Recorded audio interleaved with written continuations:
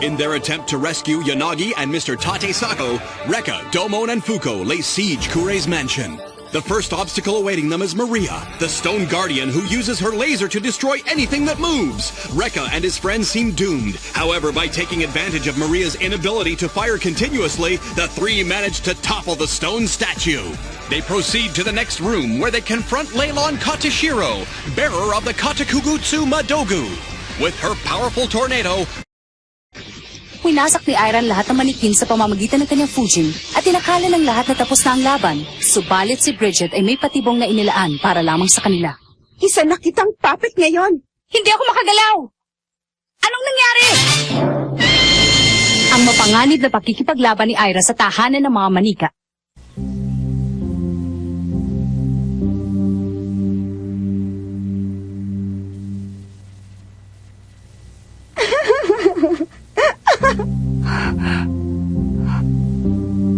Anong nangyayari sa'yo, Ira? Hindi ko maigalaw! Ang buong katawan ko! Ano? Nagkamali ka. Inakala mong tumitira lang ako basta gamit ang aking espada.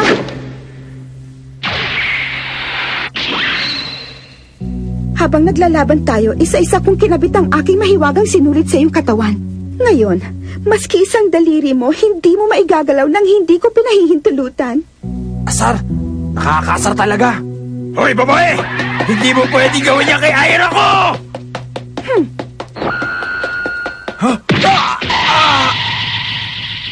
Bakit mo ako sinipa? Magkakapi tayo, di ba?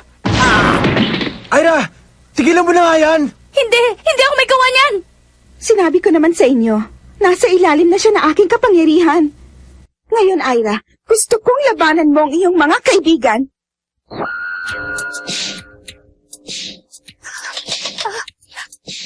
Ira, wag! Hindi ko gusto mangyari to!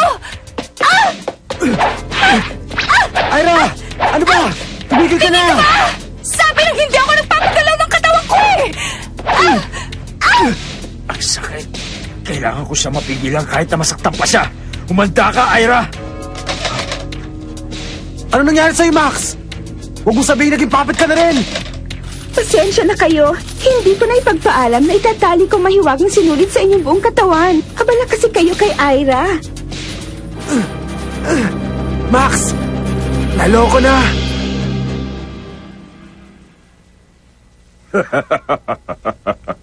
Sabihin mo na, sino ba talaga yung tatlong ugok na yon? Hindi na kailangan. Pero Master Kurei naman, hindi pa nga ako nagsisimulang paglaruan ng babaeng ito eh. At saka wala pa siyang sinasabi tungkol sa tatlong pangahas na yon. Sinabi ng hindi na kailangan. Inakala ko na ang kanilang kakayahan ay kakaiba dahil taglay nila ang mahiwagang sandata at nalampasan nila si Maria. Pero nagkamali ako. Kurei, pwede bang malaman kung anong gagawin mo sa kanila? Huwag kang mag-alala dahil haharapin ko rin sila. Pero wala ng mga buhay.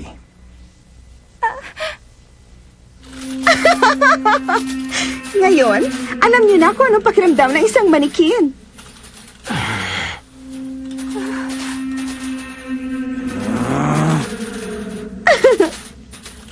Sige, Primela. Ngayon ay pagkakataon mo na.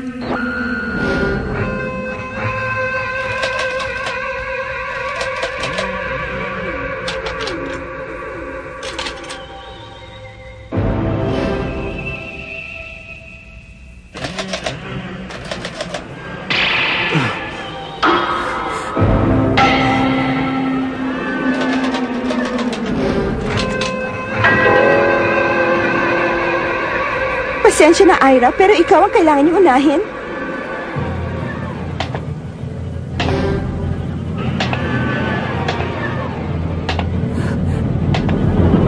Si Ira, nanganganib. Hoy, bata! Ako na lang ang unahin mo! Nakakaiyak. Isasakripisyo mong buhay mo para sa kaibigan? Hindi ako nakaranas ng ganyang klaseng kaibigan. Ang mga manikang ito, ang lagi kong kasama. Pero winasak yung lahat. Walang kapatawaran yon. Ira! Pasensya ka na, ha? Maliit pa kasi si Primela at hindi pa marunong humawak ng espada. Gusto man kitang tapusin kagad, eh hindi naman niya kayang gawin. Tama na! Sisihin niyo ang inyong mga sarili dahil hindi niyo napansin ang mga mahiwagang sinulid. Huli na rin para ituro sa inyo na mahalagang pag-aralan muna ang kilos ng mga kalaban kahit nasa anong oras ng labanan.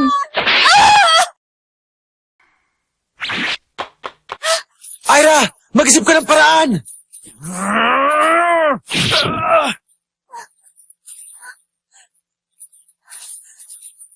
Hindi ko na kaya. Tama na. Ano? Masakit ba? Gusto ko kasing mas marami pang maging sugat mo bago kita tapusin. Tama siya. Napakarami ko ng sugat. Pero kanina, habang naglalabang kami, alam ko na sugatan ko siya. Hindi lang isa kundi maraming beses pa. Alam ko na hindi na nailaga ng ilan sa tira ko. Kaya merong mali dito. Bakit hindi man lang siya nasugatan kahit na tinamaan ko siya kanina? Ibang klase ang lino ng kanyang kapangyarihan. Sige na, Primela. Tapusin mo na siya sa pamamagitan ng iyong espada.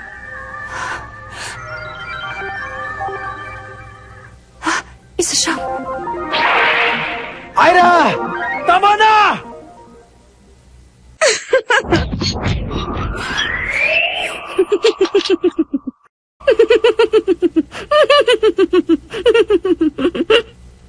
Ira? Alam ko na. Naiintindihan ko na. Huwag mong sabihin, dahil sa sobrang takot, nasiraan ka na ng bait. Yan ang akala mo. Matino pa rin ako. Sinasabi nila na hindi raw ako mainhin kumilos dahil palagi na lang ako nakikipag-away. Palagi na lang ako may sugat. Hindi daw magandang tingnan. Pero, ganito talaga ako eh. Hindi ako katulad mo. Makinis nga ang balat, pero sumobra naman. Gagamitin mo na naman ang Fujin? Baliwala lang palang lahat ng palabas mo kanina. Alam mo, hindi ka makakasugod sa ganyang posisyon kahit gamit mo yan. Salamat sa paalala. Pero, kaya ko pa rin gawin to. Ira! Nagpapakamatay ka ba? Tigilan mo na yan! Baka lalo ka lang masaktan! Ginamit mo sa iyong sarili niyong kapangyarihan para maputol ang mga sinulid na yan. Nakawala nga. Makakalaban ka pa ba sa dami ng iyong sugat? Kahit ilang ulit kaya pa rin kita! Hindi ako patatalo sa'yo!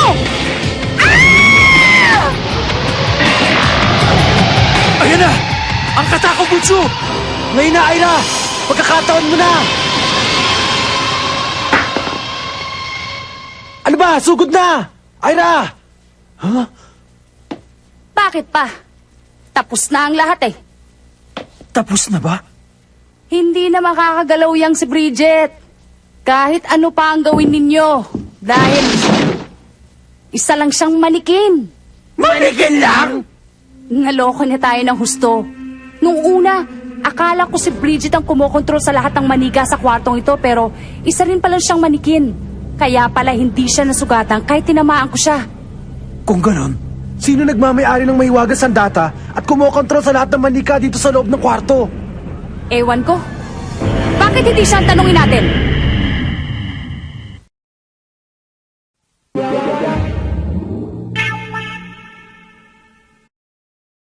Ang galing-galing mo talagang umarte, ano? Pinaniwala mo kami na si Bridget ang taong may-ari ng Katakugutsu. At ikaw naman ang nagpapanggap na manika niya. Aminin mo na, Primela. Ikaw ang may-ari ng mahiwagang sandata. At ikaw rin ang kumokontrol sa lahat ng mga manika. Ano ka mo? Yan bubuit na yan. May-ari ng Katakugutsu.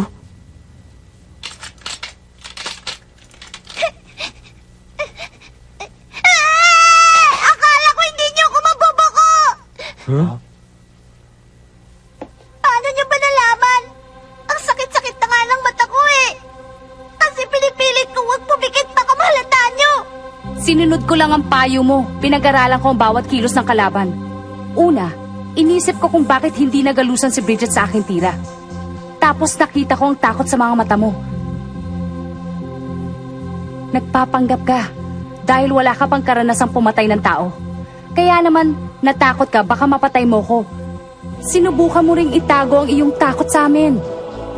Nagkunwari kang pinahihirapan mo lang ako pero nakita ko sa mga mata mo na nagdadalawang isip ka. May pawis din akong nakita sa noo mo. Aminin mo na, Primela, hindi ka talaga masamang tao.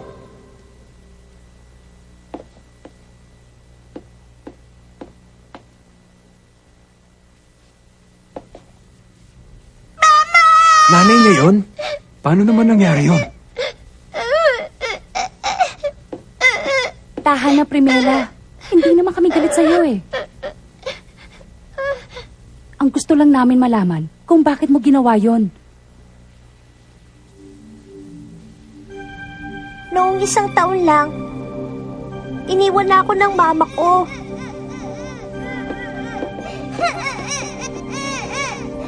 Mula nun, palagi na lang ako umiiyak kasi ang lungkot-lungkot ko. Tapos palagi pa akong inaapi ng kalaro ko. Galit ako sa inyong lahat! Hindi ko kailangan ng kaibigan! Mabuti pang manika ako! Tapos isang araw...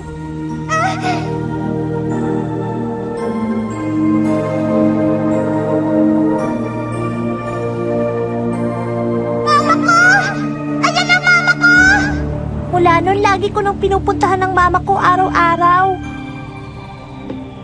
Gustong-gusto mo ba ang manikang yan? Doon ko nakilala si Kuya Kuray. Mahiwagang bola ito. Tanggapin mo. Ang tawag niyan ay katakugutsu.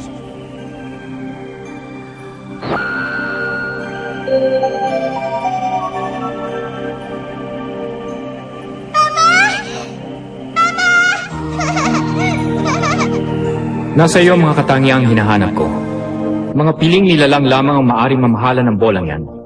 Sumang-ayon din ang bola na ikaw ang magmay-ari sa kanya dahil sa pinakita mong pagmamahal sa iyong ina. Kung tutulungan mo ko, ibibigay ko sa iyo ang bolang yan. Kung hindi naman, ibalik mo na lang sa akin yan at hindi na tayo magkikita kahit kailan. Kaya naman, nagawa ko. Sorry talaga, ha? Naging malungkot ka dahil iniwan ka ng iyong ina. Pero, ako ang nagbigay sa'yo ng maraming sugat. Bakit ang bait-bait mo pa rin? Bakit? Huwag mo nang isipin yun. Tapos na naman ang lahat eh.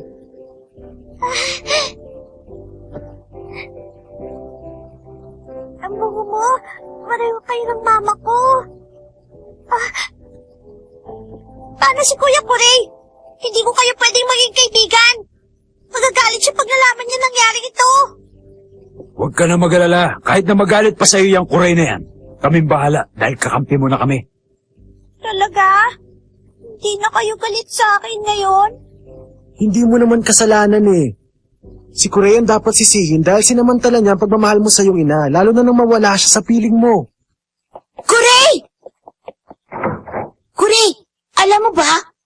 Ano ba ang problema, Lorcan? Bakit ka nagmamadali? Hindi mo ba nakita na talo ng babae si Bridget Katashiro, yung puppeteer? Gusto mo na bang pahirapan ko ang babaeng ito, Master Kuray? Para sabihin sa atin kung sino talaga ang mga kaibigan niya? Tigilan mo na yan, Gideon. Lorcan, buksan mo ang kulungan sa ikalawang palapag. Ha? Ano ka mo? Sigurado ka bang yan ang gusto mong gawin sa kanila? Anong ibig niya sabihin? Ha? Aalis na ako ha? Isang tao na mabangis sa pinakamabangis na hayop ang nakakulong doon. At kapag sinubukan mo lumapit ng husto, aatakihin ka niya. Maski kami hindi lumalapit sa takot na baka sugurin niya. Ano ba? Kawili-wili talagang tignan ng mga kaibigan mo. Ngayon pa lamang ako makakakita ng isang baguhan na gumagamit ng isang mataas na uri ng mahiwagang sandata. Reka,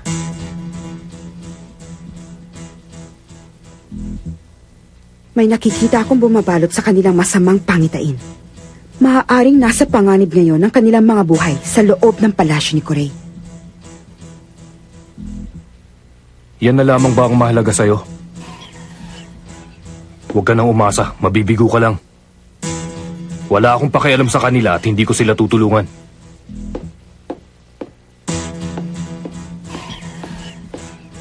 Dylan Mikagami. Kung makukumbinsi ko lamang siya, malaki ang maitutulong ng kanyang kapangyarihan kay Reka.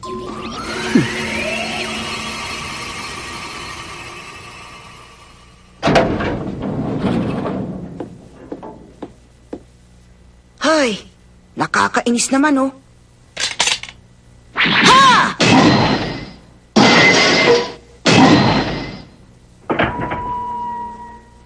Manghuli ka raw ng 3 bubuit, sabi ni Corey. Matagal ka na rin nakakulong dito, di ba? Pagkakataon mo na ngayon para makalabas.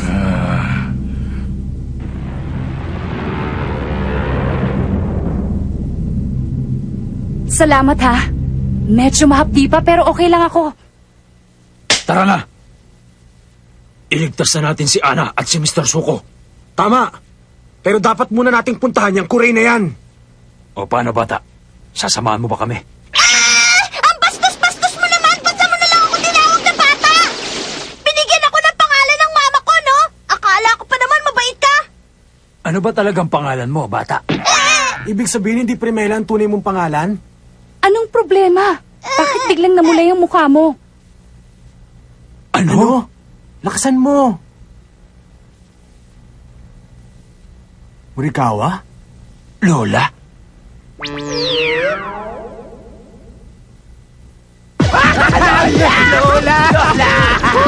Lola, paano po, Lola? Ibig sabihin, may apo ka na! Ibang klase talaga tong dalawang to. Alam nila na malungkot yung bata dahil sa pagkawala ng kanyang ina pero pilit pa rin nilang pinasasaya. Ha? Nagkamali yata ako. Okay. Wow, ang sarap! Matagal ko na rin pinangarap na makasakay sa balikat eh. O sige, diyan ka lang hanggang sa makita natin ang prinsesa ko, ah. Yay! Pumunta na tayo ngayon sa taas. Ano yun? Lumilindol! Hindi ganun eh. Taas? May elepante ba sila sa itaas? Alam ko na, yan na yung mama. Huwag masyadong maikpit, Lola. Sino ba yung sinasabi mong mama? Bilisan natin, umalis na tayo dito. Baka maabutan pa tayo ng mama. Hindi kita maintindihan eh. Pero sige, alis na tayo dito. Sige, tayo na.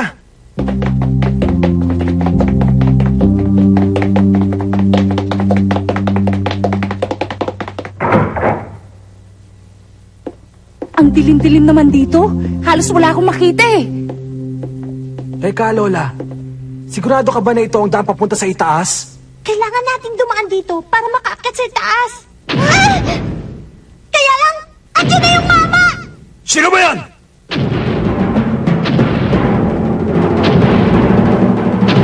Tao ba yan? Hindi yata tao yan eh. Isang higante.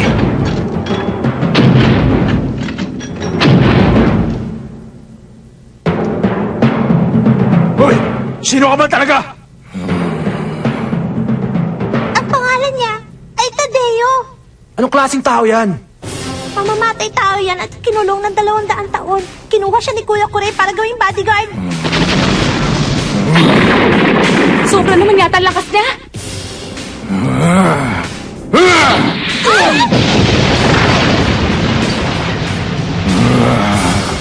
Sigurado hindi tayo pakikinggan yan kahit ang pakiusapan natin.